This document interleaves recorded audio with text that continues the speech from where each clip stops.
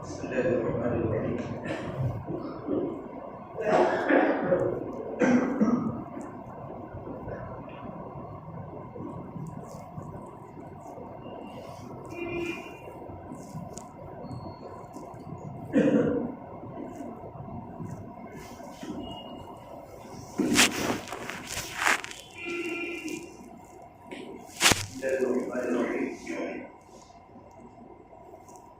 الحمد لله رب العالمين والعاقبة للمتقين والصلاة والسلام على سيد الأنبياء والمرسلين وعلى آله وصحبه أجمعين أما بعد. أعوذ بالله من الشيطان الرجيم. بسم الله الرحمن الرحيم. قل هذه سبيلي أدعو إلى الله على بصيرة أنا ومن اتبعني وسبحان الله وما أنا من المشركين.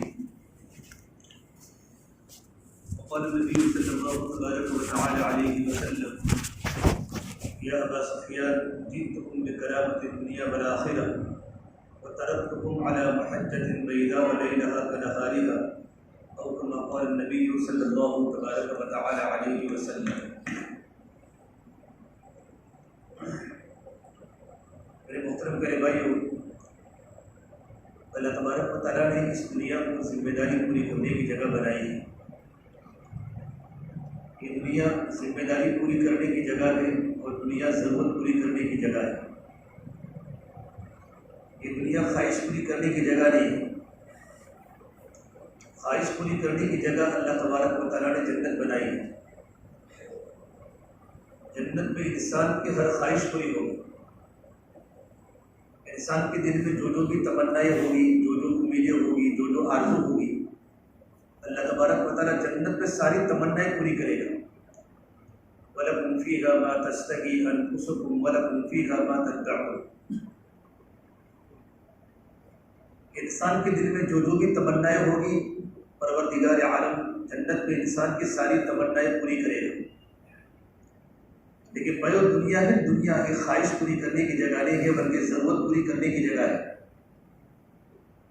اگر ایک خواہش پوری ہو گئی تو دوسری جنم لے گی، دوسری پوری ہو گئی تو تیسری جنم لے گی. بلکہ یہاں تک علماء نے لکھا ہے کہ ساری کی ساری دنیا کے اسباب انسان کی خواہش کی تکمیل کے لیے دے دیے جاویں تبھی انسان کی خواہش کبھی پوری نہیں ہوگی. خواہش تو انسان کی بڑھتی رہے گی لیکن پوری نہیں ہوگی. ایک پوری ہوگی دوسری جنم لے گی، دوسری پوری ہوگی تیسری جنم لے گی. اس لیے کہ اللہ تبارک و تعالیٰ نے دنیا کو ضرورت پوری کرنے کی جگہ بنائی ہے، خواہش پوری کرنے کی جگہ نہیں بنائی. لیکن دنیا میں انسان اپنی خواہش کو پورا کرنے کی فکر میں ہے کہ میری خواہش پوری ہوگی سے انسان پریشان ہے. اللہ کے نبی صلی اللہ تبارک و تعالیٰ علیہ وسلم نے مثال دے کر اپنے امت کو سمجھایا کہ اگر ابن آدم کو سونے کا جنگل بھر کر دے دیا جائے، ابن آدم کو جانتے ہو سونے کا جنگل، گولڈ کا جنگل، اگر ابن آدم کو سونے کا جنگل بھر کر دے دیا جائے تب بھی ابن آدم دوسرے جنگل کی تمنا کرے گا. کہ کتنا بڑا ریگستان ہے، کتنا بڑا جنگل ہے، یہ پورا کا پورا جنگل بھر کر دے دیا جائے تبھی دوسرے جنگل کی تمنا کرے گا. لَأُعْطِيَ وَادِيًا مِّن ذَهَبٍ أَحَبَّ إِلَيْهِ ثَانِيًا وَلَأُعْطِيَ ثَانِيًا أَحَبَّ إِلَيْهِ ثَالِثًا. اگر دوسرا جنگل بھی سونے کا بھر کر دے دیا جائے تو تیسرے جنگل کی تمنا کرے گا. میرے نبی نے فرمایا کہ ابن آدم کا پیٹ صرف قبر کی مٹی بھرے گی. وَلَا يَسُدُّ جَوْفَ ابن آدم إِلَّا التُّرَابُ. کہ ساری کی ساری دنیا کے تمام اسباب مل کر بھی انسان کا پیٹ نہیں بھر سکتے کہ انسان کا پیٹ تو قبر کی مٹی بھرے گی. کہ دنیا بڑی ضرورت پوری کرنے کی جگہ ہے. اللہ کے نبی صلی اللہ تبارک و تعالیٰ علیہ وسلم نے صحابہ کے دلوں سے دنیا کی محبت کو نکالا، دنیا کی فکروں کو نکالا، دنیا کی تمنا کو نکالا اور آخرت کو اتنا بڑا کہ صحابہ کا مقولہ تھا انما ہممنا الآخرہ، کہ ہمارے عزائم آخرت ہے، ہماری بنیاد آخرت ہے. لیست ہممنا الدنیا، ہماری بنیاد دنیا نہیں. ایک بار اللہ کے نبی صلی اللہ تبارک و تعالیٰ علیہ وسلم نے تمام صحابہ کرام کے بیچ میں اس آیت کو پڑھا: یا ایھا الذین آمنوا قوا انفسکم واہلیکم نارا وقودھا الناس والحجارہ. ایمان والوں اپنے آپ کو اپنے گھر والوں کو جہنم کی آگ سے بچاؤ، اس کا ایندھن انسان اور پتھر ہوگا۔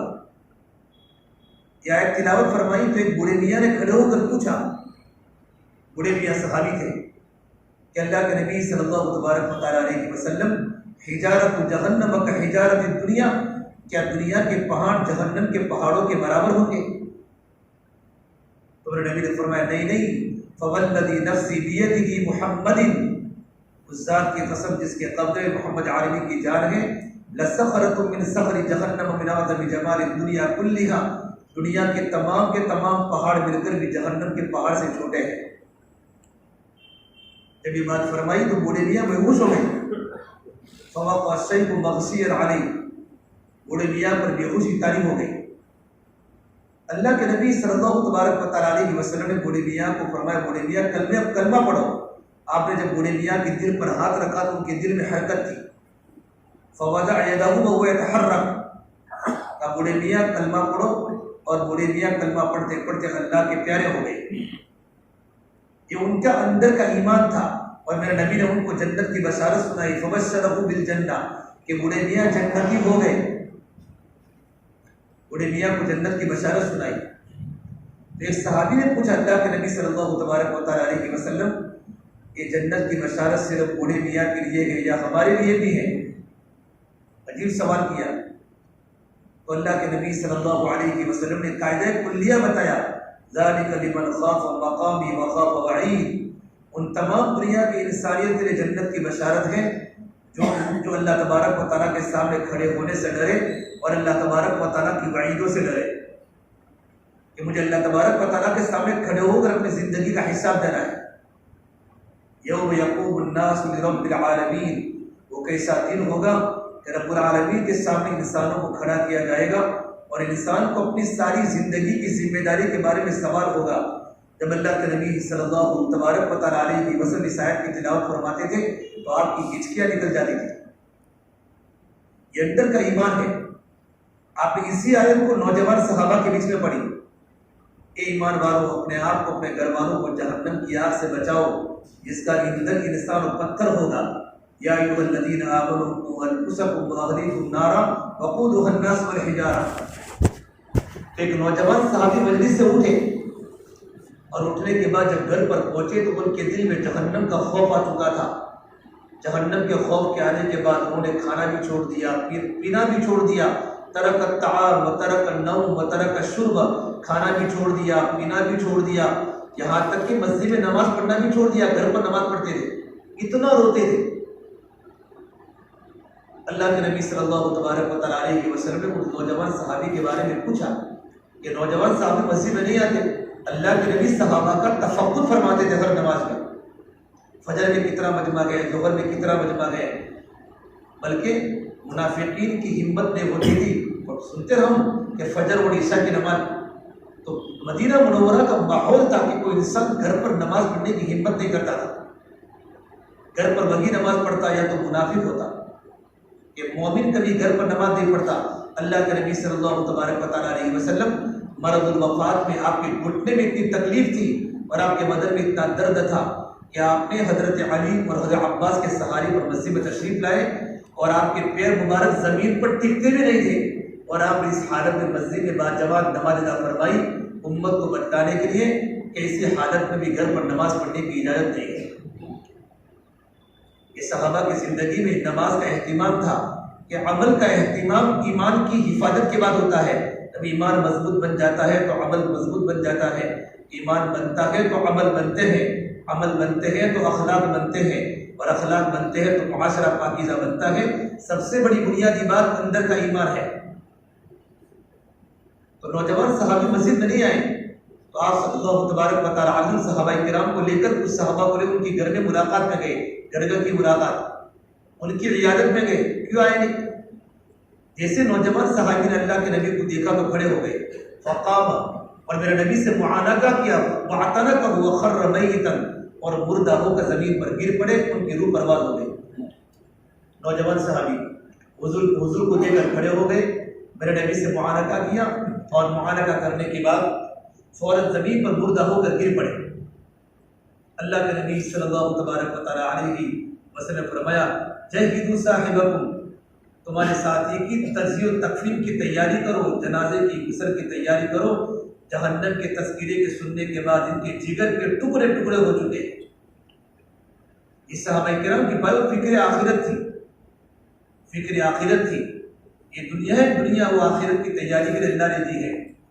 اس لیے اللہ کے نبی صلی اللہ تبارک و تعالیٰ علیہ وسلم نے ابو ذر غفاری کو فرمایا، یہ ابو ذر کشتی مضبوط بنا لو، دریا بڑا گہرا ہے، اور یہ ابو ذر کمر کو ہلکی رکھو، پل صراط بڑا کٹھن ہے، اور یہ ابو ذر توشہ ساتھ لے لو، منزل بڑی دور ہے۔ یہ 4 مہینہ، یہ 2 مہینہ اور یہ چلہ، یہ 3 دن نمازوں کی پابندی، قرآن کی تلاوت کی پابندی، اللہ کی ذکر کی پابندی ہمارے عمل کا توشہ ہے۔ توشہ ساتھ لے لو، منزل بڑی دور ہے، اور یہ ابو ذر عمل کو خالص کر لو۔ پرکھنے والا بڑا ہوشیار ہے، پرکھنے والا اللہ ہے، جو اللہ آسمان کے اوپر کو جانے، آسمان کے نیچے کو جانے، زمین کے اوپر کو جانے، زمین کے نیچے کو جانے، زمین کی تہ میں چلنے والی چونٹی کی فریاد کو جو اللہ آسمانوں پر سنتا ہو، اس اللہ سے میرا اور آپ کا واسطہ ہے۔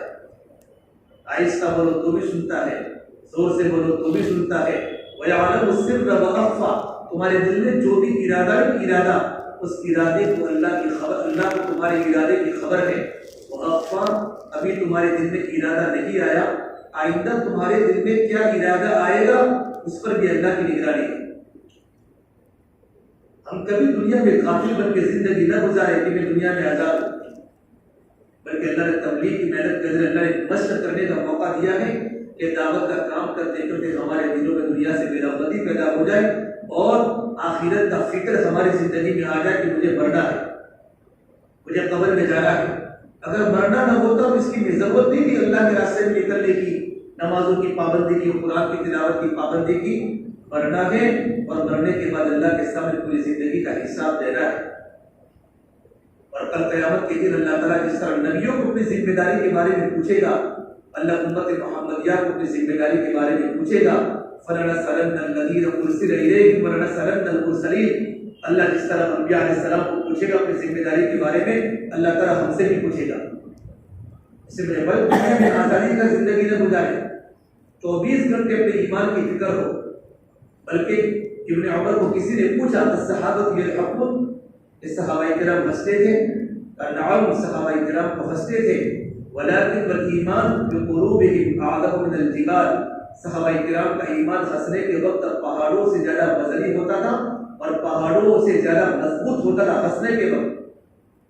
لیکن آخرت کی فکر کے سننے کے بعد، قبر کے تذکرے کے سننے کے بعد صحابہ بے ہوش ہو جاتے تھے، اور کتنی صحابہ کی تو جانیں نکل جاتی تھی، ان کے اندر کی ایمانی کیفیت تھی۔ سیرہ ابن زمرہ کنانی فرماتے ہیں کہ میں نے علی مرتضی کو دیکھا، علی مرتضی اللہ کے نبی کے داماد ہے، اور ہزاروں مرتبہ اللہ کے نبی نے علی مرتضی کو جنت کی بشارت سنائی۔ ایک بار آپ صلی اللہ تبارک و تعالیٰ علیہ وسلم اپنی بیٹی فاطمہ کے گھر پر گئے، حضرت فاطمہ گھر میں آرام میں تھی، حسن حسین سوئے تھے، حضرت علی بھی سوئے تھے۔ اللہ کے نبی صلی اللہ تبارک و تعالیٰ علیہ وسلم اپنی بیٹی کے گھر پر آرام فرما رہے تھے۔ اچانک حضرت حسن اٹھے، کہا میجا مجھے پانی پینا ہے۔ فاطمہ اٹھنے لگی تو آپ نے کہا فاطمہ تم سو جاؤ، میں اپنے بیٹے کے لیے لاتا ہوں پانی۔ آپ نے اپنے نواسے کو پانی نہیں پلایا، آپ باہر گئے، اور وہاں پر دبلی بکری تھی، جن کے تھن خشک تھے، آپ نے تھنوں پر ہاتھ پھیرا، تھنوں دودھ سے بھر گئے۔ آپ نے دودھ کو دوہا، لوٹے میں دودھ کو بھرا پیالے میں، اور لے کر آپ گھر میں آئے۔ مطلب حسین اٹھ گئے، چھوٹے سے حسین اٹھ گئے کہ نانا جان مجھے پہلے دے دو۔ تو کہا نہیں، جو پہلے مانگے گا اس کو پہلے ملے گا، جو بعد میں مانگے گا اس کو بعد میں ملے گا۔ حضرت فاطمہ نے کہا یا رسول اللہ کیا آپ کو حسن سے زیادہ محبت ہے؟ فرمایا نہیں، اللہ نے مجھے انصاف کرنے کا حکم دیا ہے، وَأُمِرْتُ أَنْ أَعْدِلَ بَيْنَكُمْ، کہ میں تمہارے درمیان انصاف کے ساتھ زندگی گزاروں۔ حسن نے پہلے مانگا تو حسن کو پہلے ملے گا، حضرت حسین نے بعد میں مانگا حضرت حسین کو بعد میں ملے گا۔ حضرت حسن رضی اللہ تعالیٰ سر کے بالوں سے لے کر ناف تک اللہ کے نبی کے مشابہ تھے، اور ناف سے لے کر پیر کے انگلیوں تک حضرت علی کے مشابہ تھے۔ حضرت حسین رضی اللہ تعالیٰ سر سے لے کر ناف تک حضرت علی کے مشابہ تھے، اور ناف سے لے کر پیر تک حضور اکرم صلی اللہ علیہ وسلم کے مشابہ تھے۔ ہمارے نبی فرماتے تھے حسن میرا بیٹا ہے اور حسین علی کا بیٹا ہے. آپ نے حسن کو بھی دودھ پلایا، حضرت حسین کو بھی دودھ پلایا، حضرت فاطمہ نے دودھ پیا اور اللہ کے نبی صلی اللہ علیہ کی وزن دودھ نوش فرمایا. یہ ساری کارگزاری حضرت علی سوئے ہوئے تھے، آرام میں تھے. اس وقت میرے نبی نے فرمایا فاطمہ تو اور میرے دونوں بچے اور جو سویا ہوا علی، ہم جنت میں اکٹھے ساتھ میں رہیں گے. آپ نے ان کو جنت کی بشارت سنائی. حضرت علی کے شاگرد زرار بن زمرہ کنانی فرماتے علی مرتضیٰ کو دیکھا قد ارخى الليل صدوره وغارت وجوهه يمين في محرابه قابضا على لحيته يتململ كتململ السليم يبكي بكاء الحزين. میں نے علی مرتضیٰ کو دیکھا، رات کا اندھیرا چھا چکا ہے، ستارے ڈوب چکے ہیں، مسجد میں داخل ہوئے اور اپنی داڑھی کو پکڑے ہوئے ہیں اور اس طریقے پر رو رہے تھے جس طرح سانپ کا ڈسا ہوا انسان ہمارے تکلیف پہ رو رہا ہے. یتململ کتململ السلیم یبکی بکاء الحزین. اس طریقے پر غمگین سے غمگین جس طریقے پر غم کا مارا ہوا انسان ہمارے غم کے روتا ہے. پھر دنیا کو مخاطب کر کے فرمایا یا دنیا غر غیری، میرے علاوہ کسی اور کو تو دھوکہ دے، ہیہاتا تو مجھ سے دور ہو جا. قد رتبتک ثلاثا، میں تجھے 3 طلاق دے چکا ہوں. مجلسک حقیر وخطرک یسیر، تیری مجلس بڑی خطرناک ہوتی ہے. پھر اپنے ہاتھوں کو پلٹ کے فرمایا آہی ہائے میں کیا کروں، ہائے میں کیا کروں. من قلت الزاد وبعد السفر ووحشت الطریق، سفر کا سامان بہت تھوڑا ہے اور سفر تو بہت لمبا ہے. اتنا ایمان کے پاورفل ہونے کے باوجود اتنا فکر آخرت تھی اور اللہ کے سامنے کھڑے ہونے کا ڈر تھا. میرے بھائیوں کی دنیا چند دن کا سامان ہے، یہی تجھ کو دنیا رہو سب سے اعلیٰ. وہ زینت نرالی وہ فیشن نرالا، جیا کرتا ہے یوں ہی کیا مرنے والا. تجھے حسن ظاہر نے دھوکے میں ڈالا، تجھے پہلے بچپن میں برسوں کھلایا، جوانی نے پھر تجھ کو مجنوں بنایا، بڑھاپے نے پھر آ کے کیا کیا ستایا. اجل تیرا کر دے گی بالکل صفایا، جگہ جی لگا دے گی دنیا لگی ہے. یہ عبرت کی جگہ تماشا لگی ہے. میرے بھائیوں ارے مٹ جانے والی بھی کوئی سلطنت ہوتی ہے، ڈوب جانے والا بھی کوئی عروج ہوتا ہے. جس زندگی کو موت کھا جائے وہ بھی کوئی زندگی ہے، جس جوانی کو بڑھاپا کھا لے وہ بھی کوئی جوانی ہے، جس مال پہ فقر کا ڈر ہو وہ بھی کوئی مال ہے، جن عزتوں کے پیچھے ذلتیں ہو وہ بھی کوئی عزت ہے، جن محبتوں کے پیچھے نفرتیں ہو وہ بھی کوئی محبت ہے، جن گھروں کو اجڑ جانا ہو جہاں بکریوں کے جانے تن جانے ہو. کل بیت وان طالت سلامتها. میرے بھائیوں بڑے بڑے محل جا کر دیکھو تو صحیح، آج وہاں بکریوں کے جالے ہیں، ان کو پوچھنے والا کوئی نہیں. قبر کے کیڑے مکوڑوں کو بھی کیڑے مکوڑے کھا گئے، ان کو یاد کرنے والا دنیا میں کوئی باقی نہ رہا. یہ زندگی کی داستانیں ہیں. اس لیے اللہ کے نبی صلی اللہ علیہ وسلم نے ہمارے سامنے آخرت کو کھولا، آخرت کی زندگی کو کھولا. پورا صحابہ کا مجمع ہمیشہ فکر آخرت پہ ہوتا تھا. دعوت کا کام کرتے کرتے 2 باتیں زندگی میں پیدا ہوگی، ایمان آئے گا اور تقویٰ آئے گا. ایمان بولتے ہیں اللہ تبارک و تعالیٰ کا یقین، اور تقویٰ بولتے ہیں اللہ تبارک و تعالیٰ کا ڈر کہ میرا اللہ مجھے دیکھ رہا ہے. بھائیو خلوتیں گندی مت کرو، رات کی خلوتوں پر اللہ کا پہرا ہے. اندھیروں میں کیا کیا ہوتا ہے سب کچھ اللہ کو پتا ہے. اللہ ایک دن کھولے گا. لقمان حکیم اپنے بیٹے کو فرمایا یا بنی انها ان تک مثقال حبۃ من خردل فتکن فی صخرہ او فی السماوات. اے میرے پیارے بیٹے اگر تو رائے کے دانے کے برابر کوئی نیکی کرے یا گناہ کرے، پہاڑوں کی چٹانوں پر کرے، آسمان کے کناروں پر کرے، زمین کے تہہ خانوں میں کرے، یأتی بہ اللہ اس کو ظاہر کرے گا. راتوں کی تہجد امت کے سامنے آئے گی، راتوں کا خلوتوں میں تڑپنا اللہ امت کے سامنے لائے گا. راتوں کے لمبے لمبے سجدے، لمبے لمبے رکوع، گھنٹوں گھنٹوں کی اللہ کے سامنے تڑپتی ہوئی مناجات اللہ امت کے سامنے لائے گا. اور راتوں کے کالے کرتوت بھی اللہ امت کے سامنے کھولے گا. ان اللہ لطیف خبیر، اللہ تعالیٰ کی ذات تو بڑی باریک باریک چیزوں کو دیکھنے والی ہے. زندگی میں ایمان اور تقویٰ پیدا کرو. اور اللہ قرآن کریم میں فرماتے ہیں اگر یہ بستی والے یہ گاؤں والے محنت کر کے صرف زندگی میں 2 باتیں پیدا کر لیں، ایک ایمان کو مضبوط بنا لیں، اللہ کا یقین اور اللہ کا ڈر زندگی میں پیدا کر لیں، اللہ فرماتے ہیں ہم آسمان و زمین سے برکتوں کے دہانے کھول دیں گے.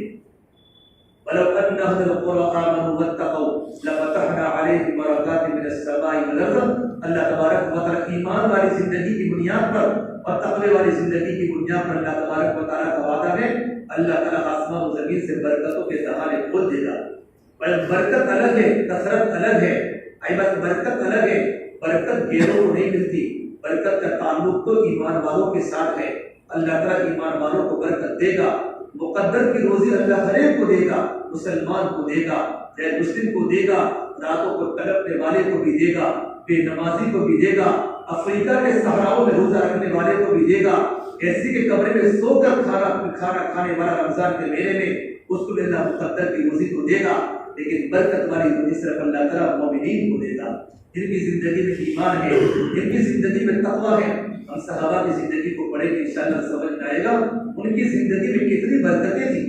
اور مقداد کا واقعہ مشہور. مقداد بن اسود کا پیشاب کرنے گئے تھے اور ایک ریٹ اندر چوہا آیا تھا.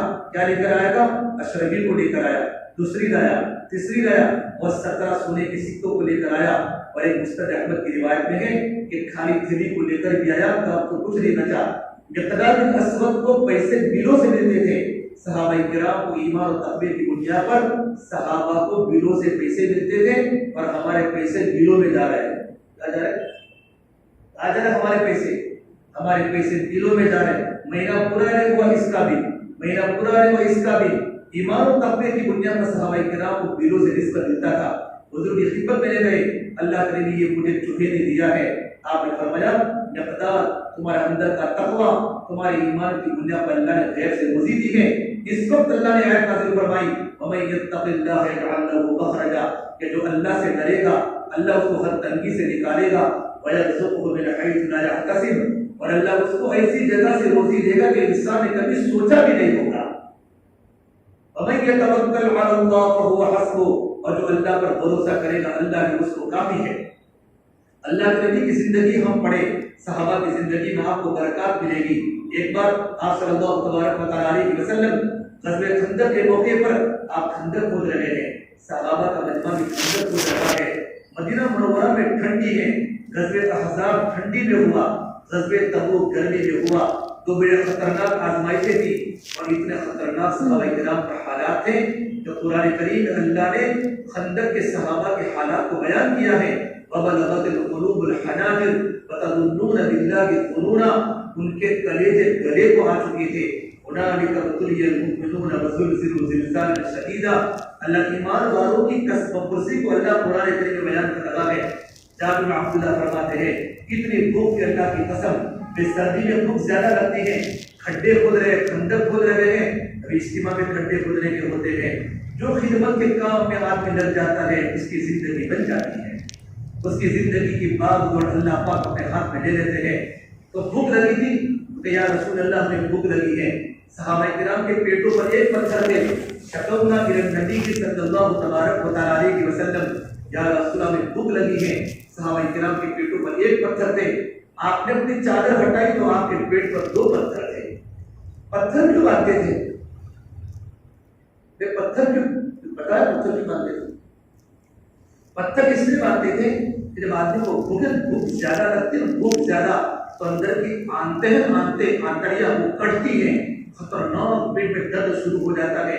تو پیٹ پر پتھر رکھنے کی بنیاد پر آنتیں کیا ہوتے سکڑ جاتی ہیں تو تھوڑا ذرا سا بھوک کا احساس ختم ہو جاتا ہے.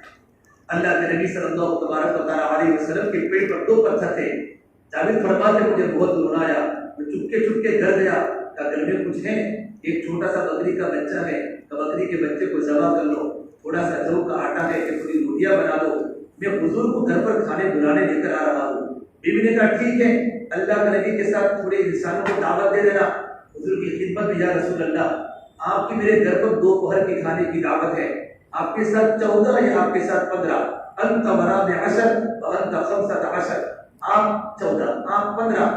پورا صحابہ کا مجمع 1500 کا مجمع 1500 کا مجمع خندق کھود رہا ہے.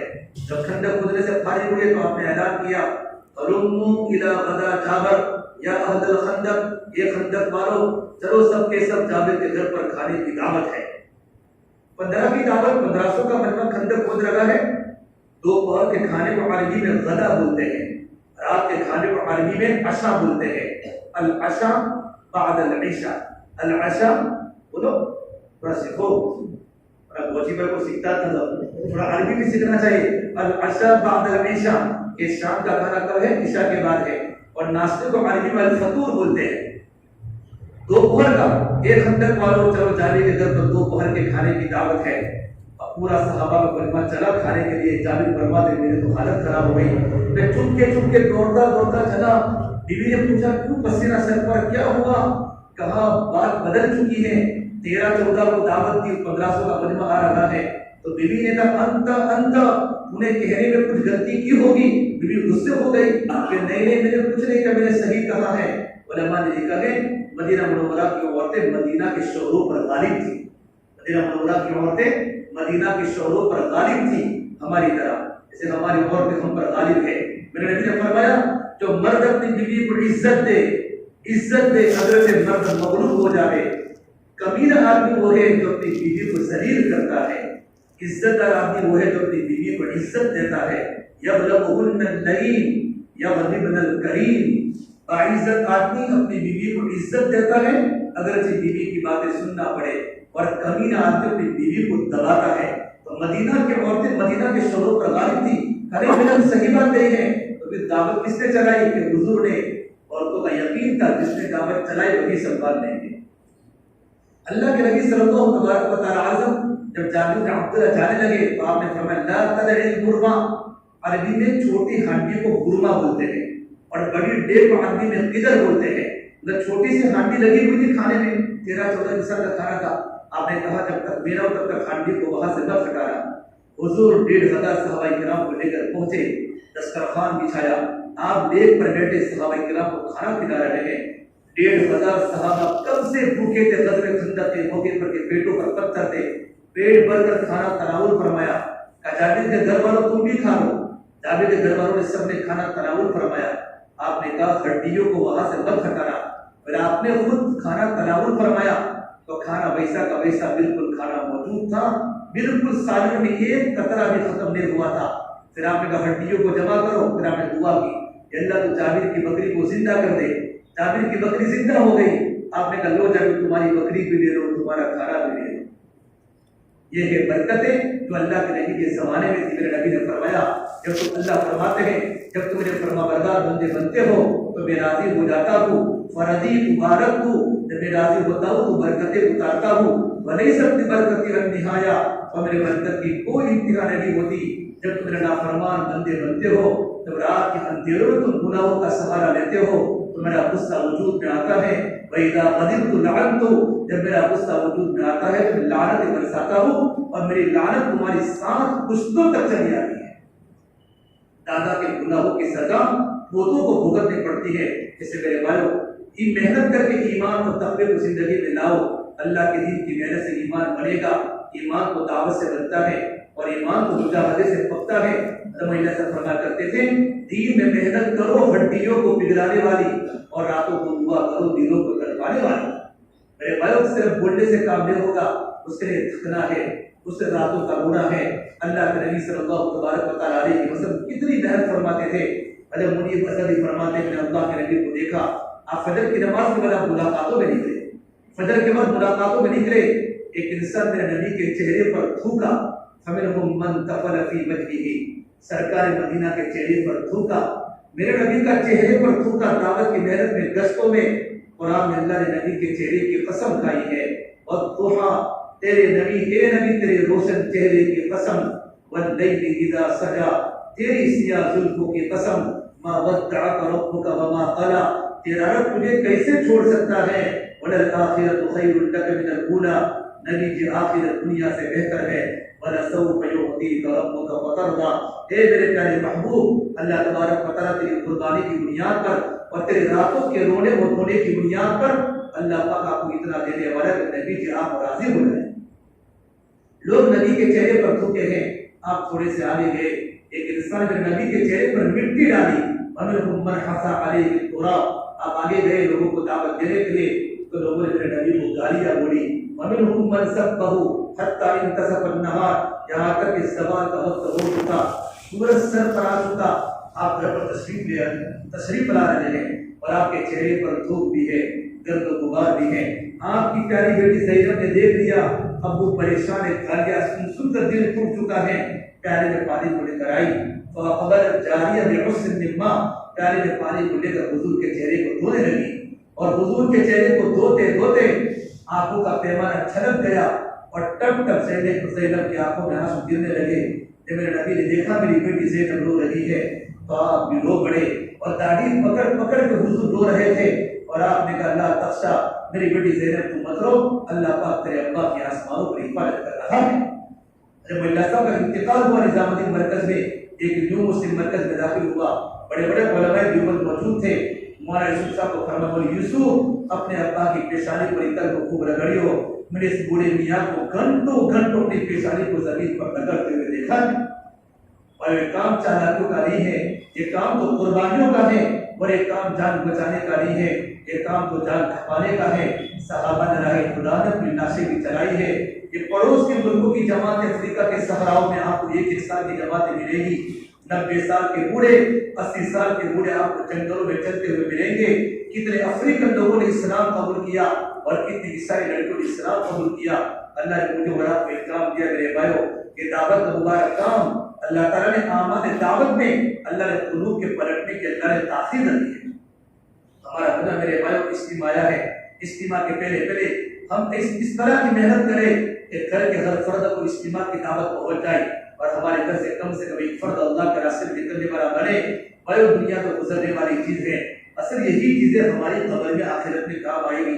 ہمارے بچے اللہ کے راستے میں نکلیں گے، ہم لوگ اللہ کے راستے میں نکلیں گے، ہمارا ایمان مضبوط بنے گا، ایمان مضبوط بنے گا تو اللہ کی نافرمانی ہم سے چھوٹے گی، اور پھر ہماری زندگی دین والی بنے گی۔ میرے نبی نے فرمایا اے میری امت، دین کی محنت کرتے رہو، دین کی محنت کرنے کی برکت سے اللہ تبارک و تعالیٰ تمہاری روزی میں برکت دے گا، اللہ پاک تمہارے غموں کو اور پریشانیوں کو اللہ تبارک و تعالیٰ دور کرے گا۔ بس اب اس کے لیے تیار ہو انشاءاللہ۔ کوئی پرابلم میں ارادہ کرو، یہاں سے مثلا 4 ملک کی جماعت اللہ کے راستے میں ایک ترغیب 2 دن پہ روانہ ہوئی، چلے کی جماعت ماشاءاللہ کل ہماری ٹوٹنے والی ہے، لیکن ناکافی ہے۔ مزید احترام میں ہزاروں مسلمانوں کی تعداد ہے، ہزاروں نوجوان ہیں، 12 چارمینوں کے ساتھی، 12 چلے کے ساتھی، 24 سالوں کی جماعت نکلنے سے کام پورا نہیں ہوتا۔ اجتماع کا اکرام میں ہے، ہمارے گھر سے ہر فرد اللہ کے راستے میں نکلنے والا بنے۔ 4 بھائی 1 بھائی کی ترتیب بناؤ، دکان میں 3 ہے تو 1 کی ترتیب بناؤ، گھر گھر سے لوگ اللہ کے راستے میں نکلنے والے بنے۔ صحابہ کرام کے گھروں میں ایسا ماحول تھا کہ ماں اپنے بیٹوں کو روانہ فرماتی تھی، بہن اپنے بھائی کو روانہ فرماتی تھی، اور اپنی بیویاں اپنے شوہروں کو گھروں سے روانہ کرتی تھی۔ جعفر طیار 32 سال کا عرب کا نوجوان جب غزوہ مؤتہ میں چلا ہے اور غزوہ مؤتہ میں شہید ہوئے ہیں، 3 چھوٹے چھوٹے بیٹے ہیں، ایک 6 سال کا عون ہے، 4 سال کا محمد ہے، 2 سال کا عبداللہ ہے۔ جب میرے نبی نے دیکھا کہ جعفر طیار کا ایک ہاتھ کٹا، دوسرا ہاتھ بھی کٹا، اور جعفر طیار مؤتہ میں شہید ہو گئے، اللہ کے نبی صلی اللہ تبارک و تعالیٰ علیہ وسلم ان کے گھر پر گئے، ان کے 3 چھوٹے چھوٹے بیٹے دریا میں کھیل رہے ہیں۔ میں گیا تھا اردن میں ان کی قبر کو جا کر میں نے دیکھا، اللہ کی قسم رونا آ جا میں رونا۔ جعفر طیار کی قبر ہے، زید بن حارثہ کی قبر ہے، عبداللہ بن رواحہ کی قبر ہے، اوپر معاذ بن جبل ہے، اس طرف عبداللہ بن معاذ ہے، میدان میں شرحبیل بن حسنہ ہے، زرار بن ازور ہے، ابو عبیدہ بن جراح ہے، قعقاع بن عمرو تمیمی ہے، ابو عبس ہے۔ کتنے صحابہ کی وہاں ملکوں میں قبریں بنی ہیں، تمہارا دل ہل جاوے ان کی داستان اگر ہمارے سامنے ہو۔ جب میرے نبی نے دیکھا کہ جعفر طیار شہید ہو چکے ہیں، گھر پر آئے، ان کے 3 چھوٹے چھوٹے بیٹے دریا میں کھیل رہے تھے۔ میرے نبی نے تینوں کے سر پر ہاتھ پھیرا اور اللہ کے نبی کی آنکھوں میں ٹپ ٹپ آنسو گرنے لگے۔ کہا جعفر کے بیٹو صبر کرو، تمہارا باپ تو دین کے لیے قربان ہو چکا۔ اسماء بنت عمیس آٹا بھون رہی تو فرماتی ہے کہ میں نے اللہ کے نبی کو دیکھا، آپ کی آنکھوں میں آنسو ہیں، میں نے فوراً پوچھا یا رسول اللہ کیف حال جعفر، جعفر کی واپسی کب ہے؟ جعفر کے بیٹے جعفر کو یاد کر رہے ہیں۔ تو میرے نبی اپنی گردن کو جھکا کر فرمایا یا اسماء اصبری واحتسبی، یہ اسماء تو صبر کر، اللہ سے اجر کی امید کر، تیرا شوہر تو اللہ کے دین کے لیے قربان ہو چکا۔ میرے بھائیو کچھ مٹتے ہیں تو کلیوں کو وجود ملتا ہے، اور کچھ پتھر زمین میں دفن ہوتے ہیں تب جا کر عمارت کو رنگ ملتا ہے۔ ایسے پورے عالم اسلام کا جھنڈا بلند نہیں ہوا، بڑی قربانی دنیا میں لگی ہے، تب جا کر آج میں اور مسلمان ہیں، ہم نے کلمہ پڑھا ہے۔ اس سے میرے بھائیو ابھی ہمارا 1 ہفتے کے بعد ہمارا اجتماع ہے، اجتماع کے پہلے کی محنت مسجدوں میں لوگ اعتکاف کرنے والے بنے، قرآن کی تلاوت زندہ ہو جائے، اللہ کی ذکر کرنے والے زندہ ہو جائے، گھر گھر میں مشغولات روزہ رکھے، تعلیم کے حلقے ہمارے بڑے، عمومی اجتماعات کی دعوت ہو، دکانوں پر اور ورکشاپوں پر اور محلوں میں اجتماع کی دعوت ہو، اور گھر میں اس آواز کو لگائی جائے کہ ہر گھر سے کم ایک فرد اللہ کے راستے میں نکلنے والا بنے۔ سب اس کے لیے تیار ہو بھائی انشاءاللہ؟ اللہ تعالیٰ ہم تمام کو عمل کرنے کی توفیق عطا فرمائے۔ اب سب طالب ارادہ کرو، مثلا کون کون جانے کے لیے تیار ہے؟